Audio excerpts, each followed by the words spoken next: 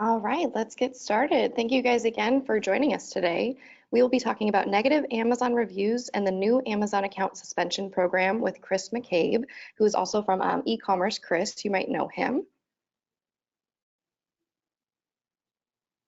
So our agenda today, we'll be going over a brief introduction, going over you've been suspended, now what, writing an action plan and what to expect from Amazon, what to do if you don't hear back from Amazon or you get a generic response, plan revision and rejection escalations, preventing suspension, and then we're going to tie it up with a Q&A at the end. So go right into our introduction here. About WebGility, of course, we are WebGility. We've worked with thousands of Amazon sellers. We are a member of Amazon's Developer Council. We were founded by an Amazon veteran, and we are the #1 automation software for Amazon sellers on QuickBooks and NetSuite. Introduce our experts here today. First, we have Mr. Colin. He is a product manager here at WebGility. He has 10 years of e-commerce experience, 5 years of consulting SMBs on operational efficiency and inventory management. And then, of course, Mr. Chris. He's a former Amazon seller performance investigator and the founder of e-commerce Chris. So what we're going to do first is go right into a poll question. So have you ever had your Amazon account suspended?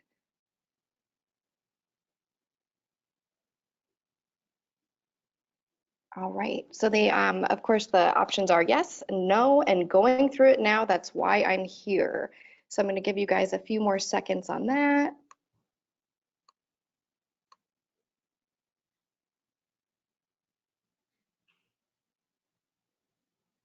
All right, about 10 more seconds there just to make sure everybody has a chance to vote.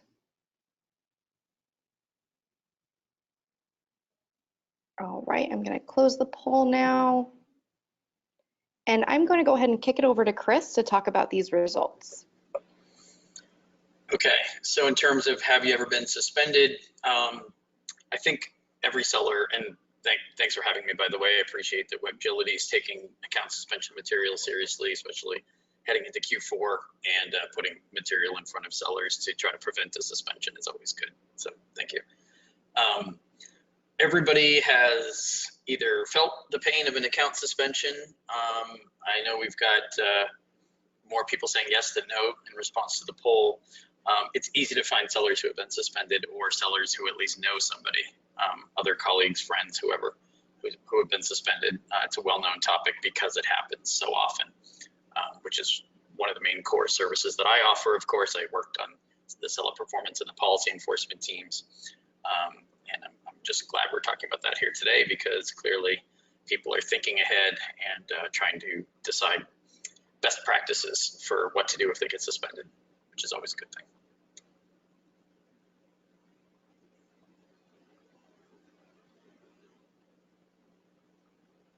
So when you're suspended, lots of questions go through your head.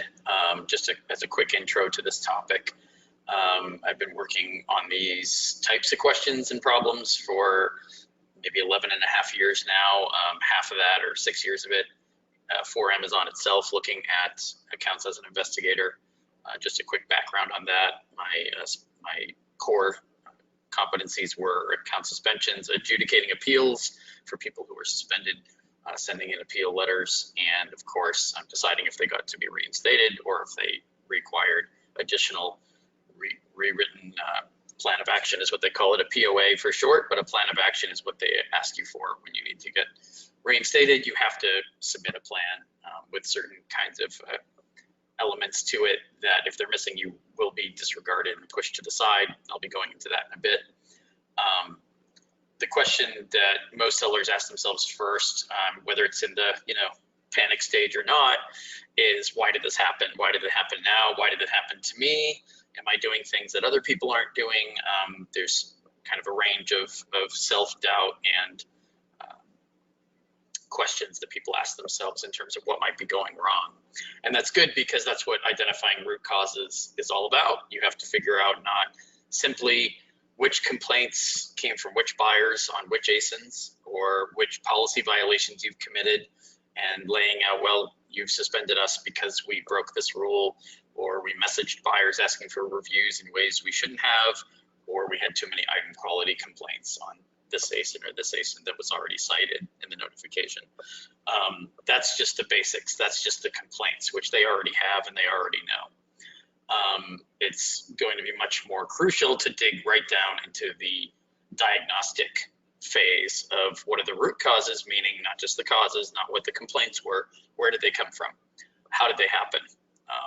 What are the systemic failings or gaps, if you will, mistakes on your side, operationally or otherwise, that led to these complaints? Whether they're from brands and you're a reseller and you're attracting infringement complaints, or they're item quality, item condition complaints from buyers, or even just issues with Amazon itself because you violated policies. All of these need to be addressed in detail, not just generally sketched, but in detail in the root causes section of your plan of action.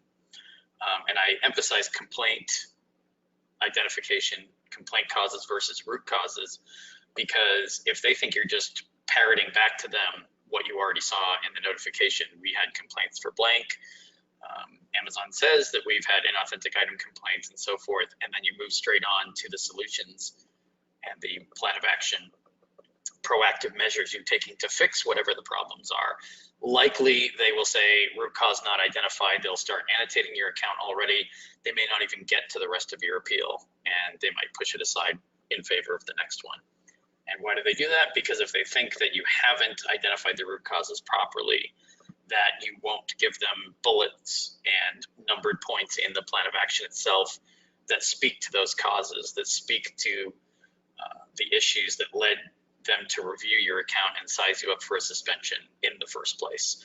And if that's the way they're already thinking, it means the odds of the plan of action persuading them are limited, if even remotely possible at that point. They are already looking at finding reasons to skip on to the next investigation and send you a denial. So how do you get down into the, drill down into the root causes, focus very intently on the language in the messaging they send in the suspension notification. Are they talking about, for example, safety complaints, authenticity concerns? And anytime you think, safety, you have to think about, how am I testing my products? What kind of complaints have we gotten from buyers?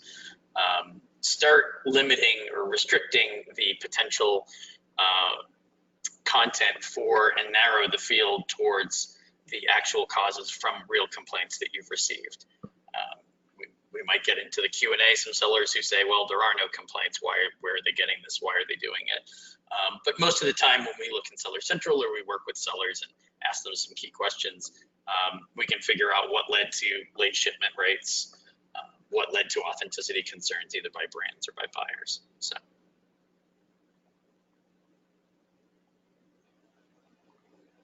And I was speaking a moment ago about writing the action plan, a plan of action. This is what it's all about when it comes to dealing or coping with the suspension. When your account's already down, you have to make sure that you put your best foot forward. I understand that Amazon isn't very clear in terms of what they want back from you, what needs to go into an appeal. If you get a call from Account Health Services before they suspend you, they might give you some general guidelines. They might throw a couple of ASINs at you and give you a sense of some buyer complaints, but they're not typically very specific, or they don't necessarily guide you in terms of the writing of the plan itself. And of course, if somebody on the seller performance or policy enforcement side of things believes that you didn't address even one or two key points out of the array that you may have received, even if it's just one, they might deny it and say you need to give them better details, more information. You don't want to get stuck in that loop. I'm going to be talking about this a lot today. You don't want to be chasing your tail for weeks or even several days, trying to figure out what the details are that they want. They love to send messaging that I'll get into a little bit later that asks for more details without saying what kinds of details they're looking for. So, writing the plan, as I mentioned a moment ago, how are you going to fix the problems? You're identifying the root cause, the behind the scenes operational deficiencies that led to the complaints or the policy violations. That's all in your root causes section. But in terms of proactive solutions that you can present in a POA, they have to be credible and they have to be specific. If they don't think you're presenting solutions to problems that are going to be efficient, that are going to be implementable or remedies that you can actually put into place, then they won't believe it. They won't find it credible, and they'll kick it back to you asking for greater details because they don't think that you're able to do everything you're promising. So understand what your capabilities are. Never overpromise, underdeliver in a POA. Of course, if you're copying and pasting promises that you saw a seller in a similar situation do from their POA, from something you saw in the forums, understand that you're not going to be measured based on your relationship to the entire seller population. They're looking at your specific account flaws or operational deficiencies. They're looking at your account history and whether or not you've been suspended before. Did they accept a POA from you for something similar in the past? Did that not quite pan out? All of this has to be addressed on a very specific, unique level, customized to your account, and really well written, well explained. Will it convince them that you won't be reinstated and continue to accumulate the same kinds of complaints?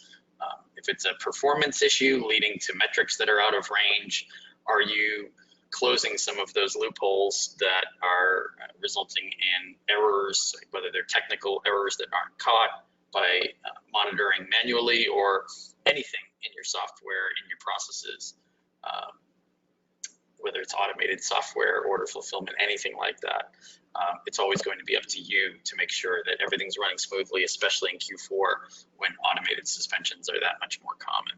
So make sure in your plan of action, when you're convincing them, make sure that you present solutions that you'll be auditing, testing, monitoring. It always helps to mention that you've got a designated employee or specialist or manager, maybe you're a one-man or one-woman show, the owner of the business, who's making sure that any solutions, any fixes put into place are being watched and evaluated on a regular basis to make sure that that things won't go sideways in the future.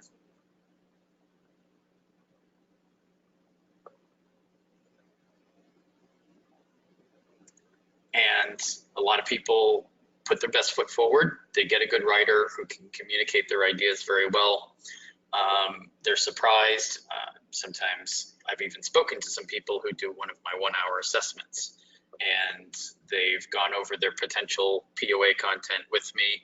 Maybe I've even read their plan of action and given them, some pointers, some pieces to take out, some elements to emphasize, and so forth. And they do a rewrite, and then I either look at that or they submit it just to see how it flies or falls, and they get a generic answer back, or they get no answer back, which is all the more common these days. And it's something I'm going to mention multiple times today, because we've seen some really well-written POAs and appeals that have fallen on deaf ears. We understand that we're heading into the busiest time of year, but we're not quite peak holiday yet. So we're still trying to grapple with and understand why Amazon is struggling so much to get back to so many people about so many appeals. We understand that the queue levels, in terms of their email queues, which a lot of the appeals are sent in via email, the queue levels are almost always brimming over, and there will be delays to some extent throughout the year at this point, just given the volume and given the way their teams and tools are set up. And their setup isn't going to be changing anytime soon. They might just throw a bit more headcount at Q4 when peak holiday really gets going. Still very strange at this time of year to be seeing the long delays, and hard to predict too, because not everyone has to wait days and days for a response.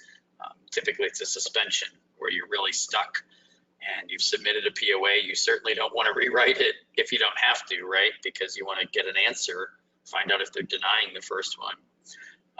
The problem with the generic responses is, and we can jump to the next slide for this, but the generic responses don't really tell you what's missing. You have to start asking yourself.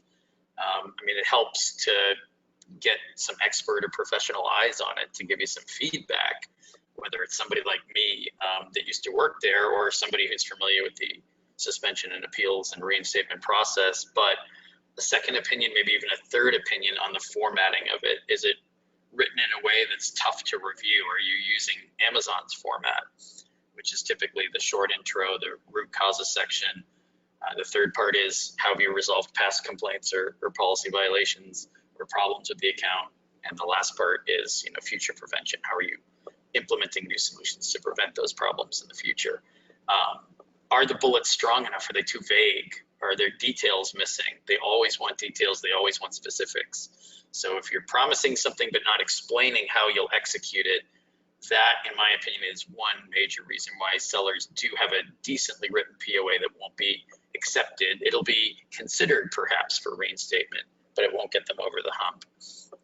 And they come to me scratching their heads. Other POAs I read, of course, have a long way to go and shouldn't be submitted because they haven't been formatted properly.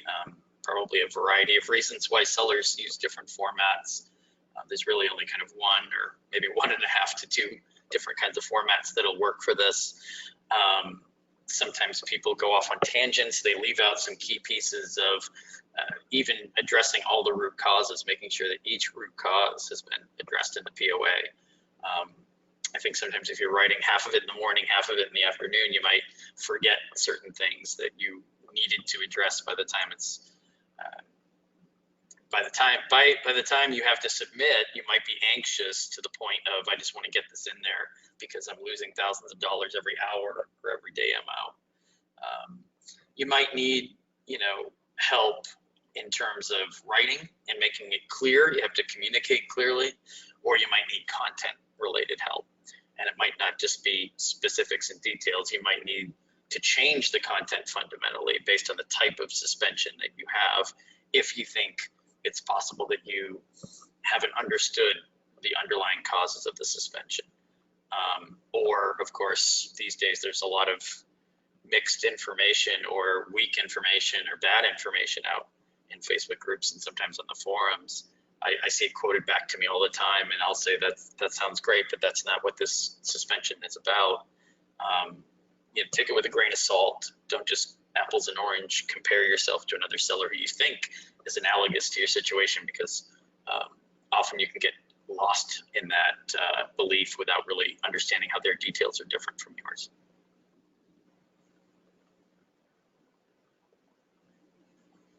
So, revising plans or simply getting a generic denial, those are the worst, right? I mean, it's slightly better than getting no answer at all, but not much, because you're getting denied and they're not telling you why, what's missing.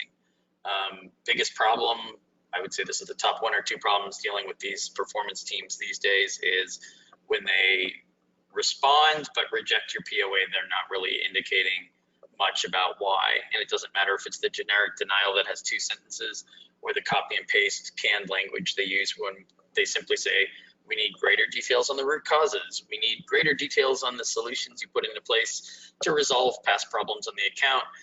And then the future prevention, we need greater details on that. That's just copy and paste generic, the same as the 2-sentence version is. They rarely include any information that says, well, you've pleased our need to understand what happened with these 2 ASINs, but then there's 2 other ASINs where the invoices aren't so good, and we don't understand which supplier you're going to use for these in the future because we don't like the supplier you had in the past. I mean, none of this is spelled out. If they spelled even some of those details out, using that as an example, if you had a bad supplier, you're still going to sell those products, you're going to buy from a new supplier in the future. If you knew that, and if they clarified that you had to make that change, you would make that change, I'm pretty sure. And you'd rewrite that part of your plan of action. You wouldn't get rejected in the future because you've addressed the core problem. You weren't vetting suppliers well enough. You've changed suppliers to a better supplier.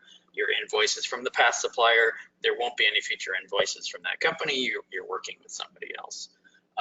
Very logical, very straightforward. In other parts of e-commerce, that might be easier to communicate. With Amazon, you tend to have sellers and Amazon investigators who are talking past each other constantly, creating more contacts, more friction, simply because the language they're sending you is generic and non-specific. And we understand the reasons why they do it. There's scalability issues. They can't customize every message to sellers. Most of us understand what's going on with Amazon and why this is a problem, but it's something that's been lingering for a long time, and we know they need to do better. So you might not know if you have a great plan of action, you've shown it to somebody like me, we've signed off on it, and you're getting generic responses or no answer, it means you're being ignored. We advise against people spamming with the same POA because it's possible that they want you to enhance it. I understand that it's going to be difficult for you to understand the enhancements they want if they fail to communicate that to you. We just ask that you don't assume that your plan of action is flawless and that you need to escalate it. You need to start sending it to Jeff, the Jeff email. Jeff at Amazon is the executive pathway to executive seller relations. Sure, if you have a great POA and it's got all the details you need and it's phenomenal across the board, then you should be escalating with it. You should be reaching out to as many teams and managers as you can find to get it read. If there's content that's missing, or if it's not convincing, or if it's unclear, you've got some poorly written passages and they just gave up on it and unplugged, that's obviously not a plan of action or a POA to escalate with.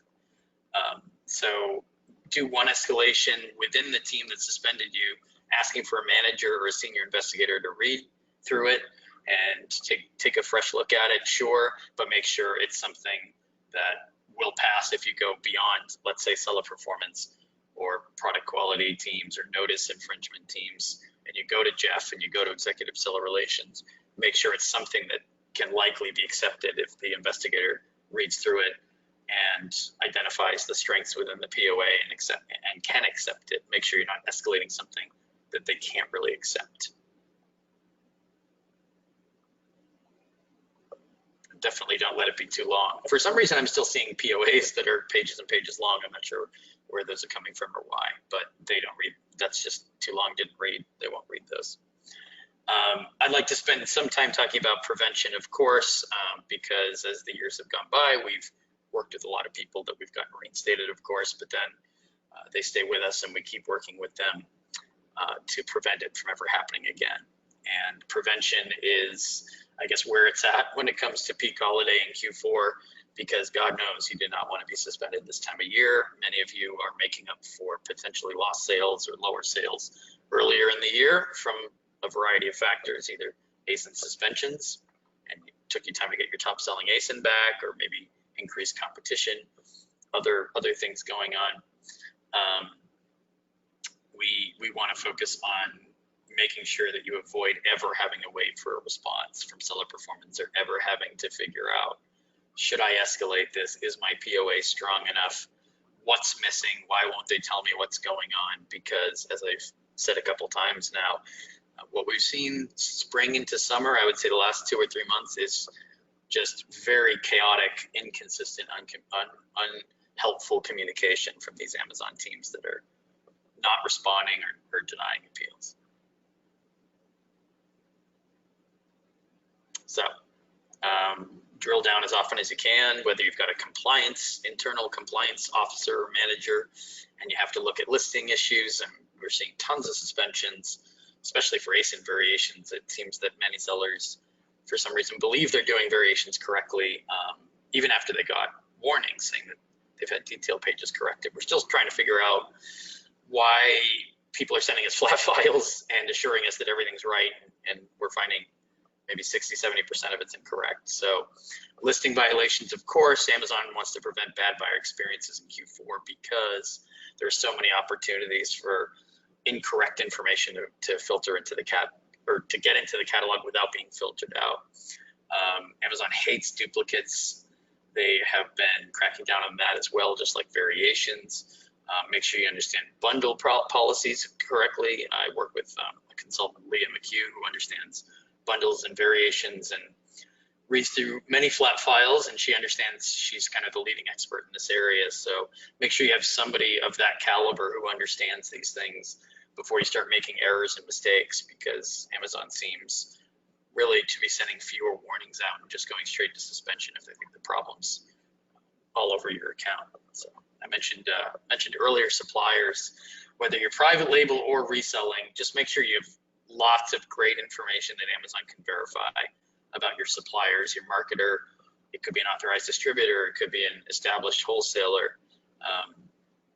I'm well known for saying that things like arbitrage and liquidations and weaker sourcing models, and especially drop shipping where you don't even have documentation, but you have good invoices. They have the kinds of content Amazon wants to see. You have information about the supplier that can be verified. This is something that Amazon's really been insisting upon for the last year or two. Make sure there's a great looking website for that supplier. It doesn't look like it's just a page holder. It's not under construction. You're not buying from somebody who doesn't have a website, who can't be verified and researched online. Sometimes they're using just the lack of verifiability of a supplier or just the lack of an acceptable invoice as a reason to deny a suspension appeal if your account's down already. Or an ASIN, your top selling ASIN might go down. You might think you've got an acceptable invoice. All of a sudden they're saying we can't take your invoice, or we can't verify your supplier. Might be a bit of a surprise that it comes to that, and they won't let you sell that ASIN again.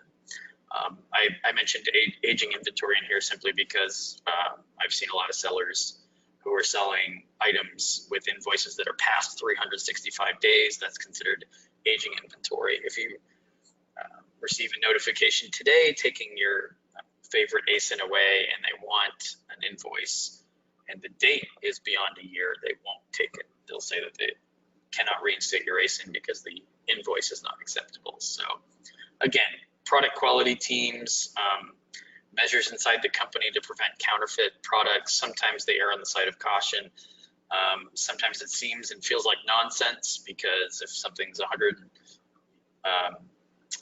days within the 365 days, why would it matter if it's been around and sitting in FBA for 200 more days, let's say, versus the same sale that you did a year ago for the same item. Maybe you've been selling those items for 5 or 6 or 7 or 8 years and you've never had problems with counterfeit. You've always bought from the same people. It seems logical to us, but they had to put these benchmarks in and they had to redraw the parameters around counterfeit prevention, simply because they're getting a lot of heat for inauthentic items on the site, and of course, as we've all heard lately, for unsafe products being sold on the site.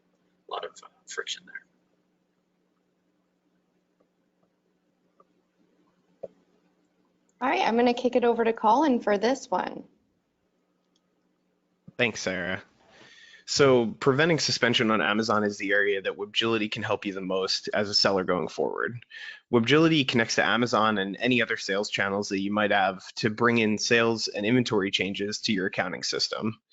One of the primary steps to setting up our software when connecting Amazon is linking and matching your items to make sure that all of that inventory is actually in sync. So Webgility can align with SKUs and ASINs within its system and within your accounting system to make sure that no matter what kind of product variations you're selling on Amazon, those ASINs can be linked to the correct inventory that's actually in your system, which may be listed under a different identifier.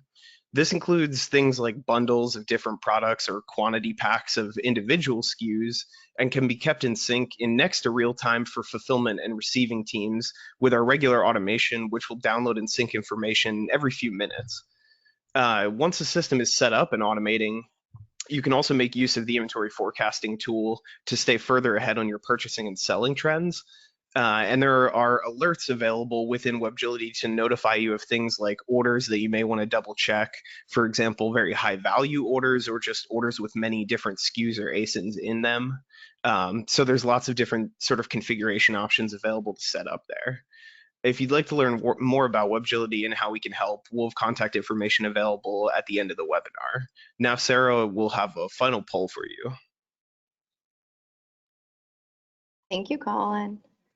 All right, like you said, we do have a final poll here. Let me launch it. So what is the most concerning suspension cause for your business? Is it fulfilling orders, late shipment rate, negative feedback, selling prohibited items?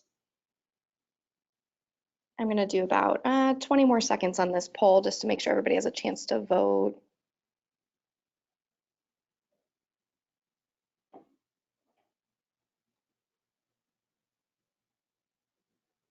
All right, just a few more seconds.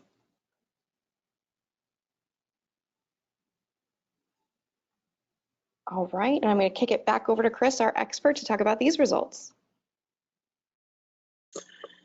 Yeah, I think, in terms of prohibited items, it's often unclear. That's the highest one here, 38%. Oh, I'm sorry, that ties negative feedback. Definitely negative feedback anytime you get a low score. You want to look at the reasons and also compare to other negative feedback you've received, because there might be a trend there. And what are investigators looking at when they pull up your account and review it? They're looking to see if there's, whether it's in your return reasons, negative feedback, A to Z claims, even chargebacks. I mean, they're looking for some systemic problem. You're buying from the wrong supplier. You've got too many safety complaints. If the feedback wording has any consistency to it, that's something to pay extra close attention to, especially heading into Q4.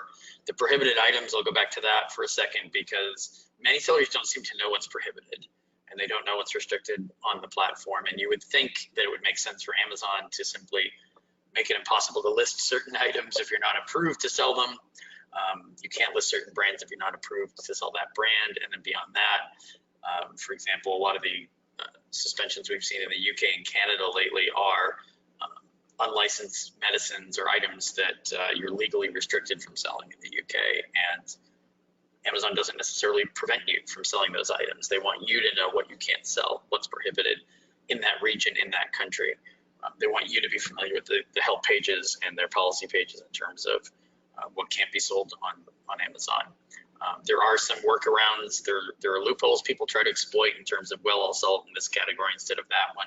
I just caution you against doing that without considering all the risks, and to be careful and make sure that you know what can be sold within individual categories or what can be sold on the marketplace at all. All right. Well, thank you so much, Chris. That was certainly extremely educational.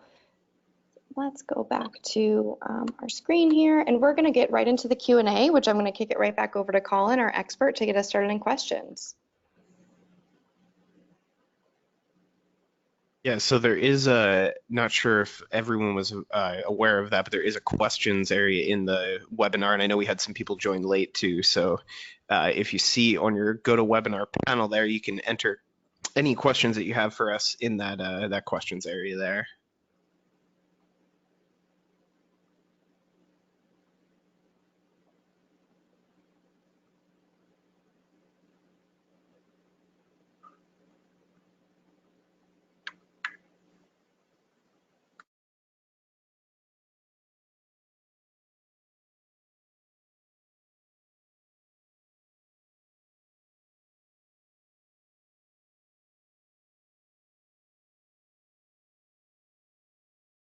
It looks like we got another question, but I see one here asking about the PowerPoint. So this will all be available in an on-demand landing page as well as YouTube. And if you've registered for the webinar, of course, that's why you're here, you will receive an email after this, getting all of that information.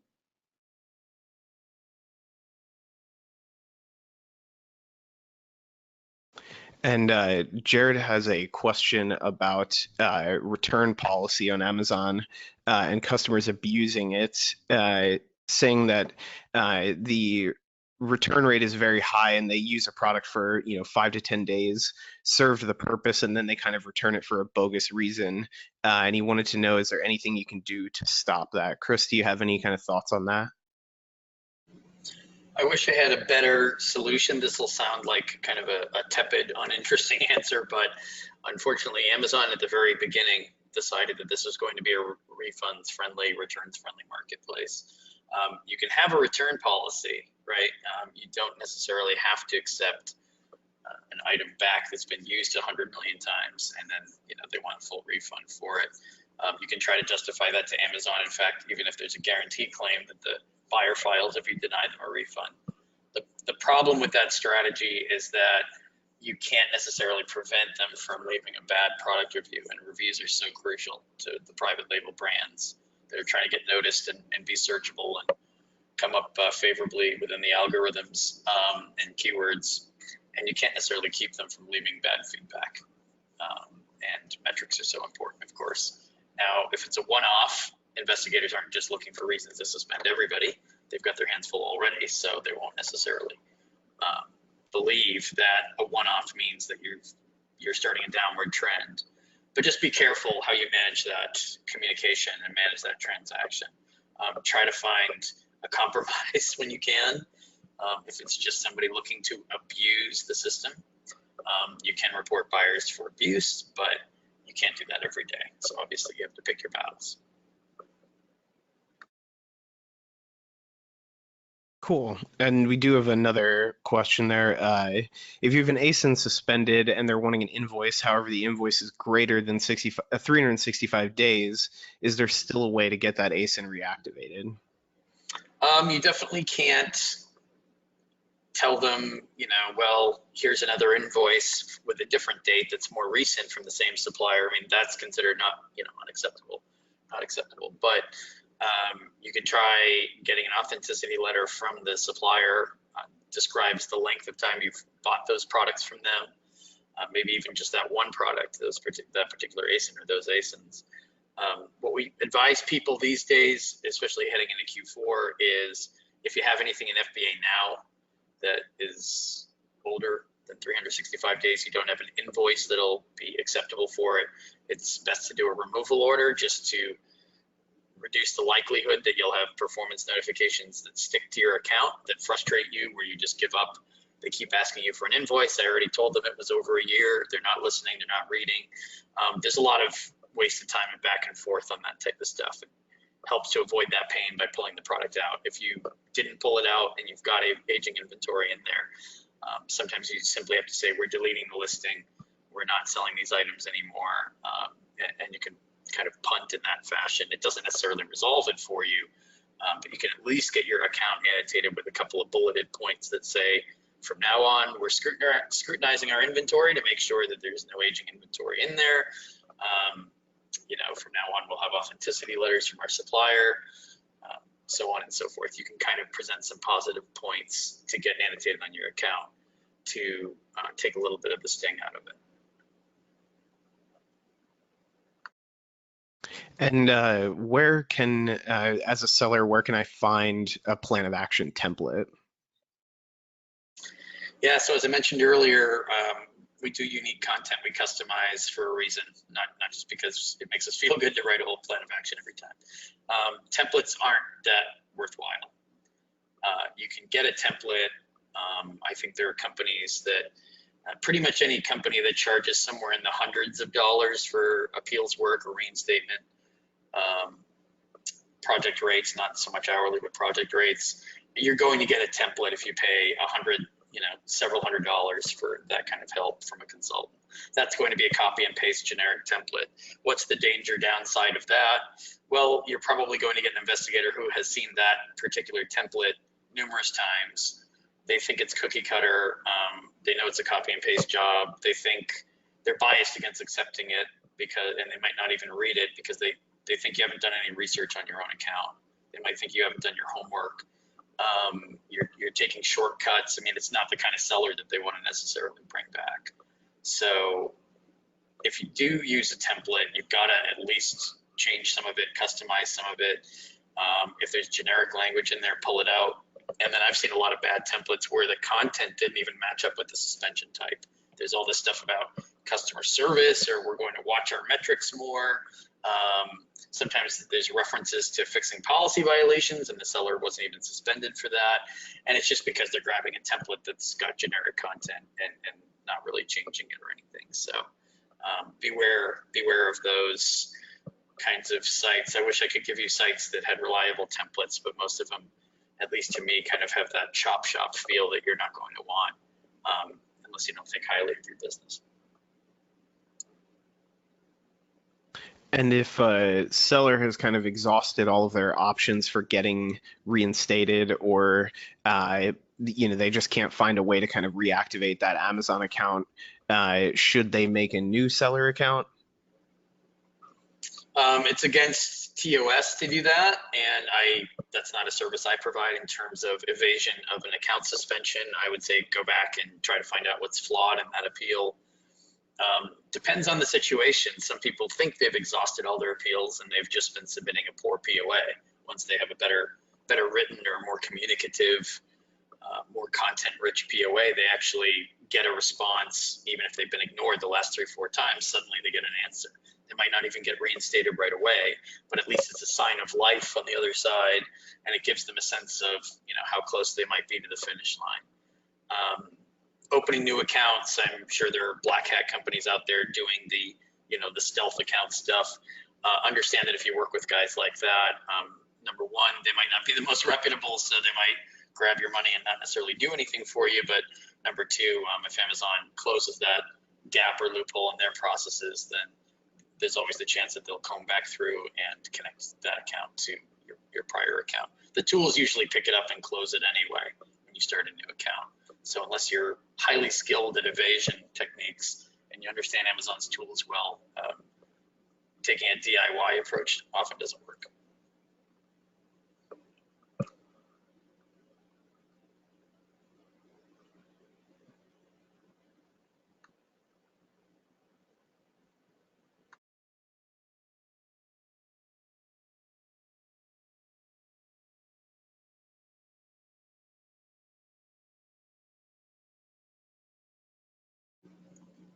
I know I only briefly touched on preventing a suspension today, so most of the focus was on suspension, just to give people tools to jump in and troubleshoot quickly. Of course, in peak holiday time of year, you want to find the quickest ways of appealing, but you want to make sure it's good and quick, not just quick. So I'm happy to answer any other questions about preventing ASIN level research. You have a problematic ASIN, might consider delisting it temporarily just until you figure out what's wrong with it, maybe even pull some inventory out of FBA for diagnostic purposes, so you can write a good plan of action to get that ASIN reinstated with real information in front of you, not just something you dash off. So I'm happy to talk about prevention. It's a big topic, right? So. Oh, sorry, I almost interrupted you there, Chris. We had a good late question here related to that. Do certain product categories get scrutinized more than others? And could you kind of identify some of those in your experience there? I mean, I guess it's not as relevant now because every category is under the microscope for safety or counterfeit complaints. Those are the 2 biggest concerns of Amazon's. They're the 2 biggest concerns that pop up in the media and the consumer press, and nowadays, you know, U.S. government is getting more interested as well. So when it comes to safety and counterfeit, you have to worry about consumables first, because those are things you're ingesting that could be likely to generate complaints of headache, stomach ache, sickness, injury. You know, those aren't fun complaints to have to appeal. But the plan of action has to be really convincing in those cases. So consumables and supplements, we see a lot in there. Health and beauty, certainly if you're buying health and, you know, perfumes, health and beauty products, just make sure you've got a great source for those items. Make sure you've got reliable supply chain documentation that you can show Amazon. There's still a lot of sellers out there selling testers as new products. And buyers are extremely suspicious in health and beauty. They love to say counterfeit, even if it's from a reliable source. So that's a bit of a danger zone. And of course, when it comes to electronics, again, sticking with the counterfeit or the safety concern theme, the last thing you want to see is you're selling electronics. You haven't really pulled products out of FBA lately to test any of them, to open them up, see how they are. Maybe you didn't do test buys from your supplier, and then you start getting complaints of this overheated, this melted on me, this damaged other products I'm using that were supposed to be compatible with it. Those are pretty awful things to have to deal with, and you want to avoid those at all costs. So electronics has kind of always had that as a risk in terms of, you know, buyers say they saw sparks fly once they plug it in. But those would be the top 3: consumer electronics, consumables like supplements, and then health and beauty items.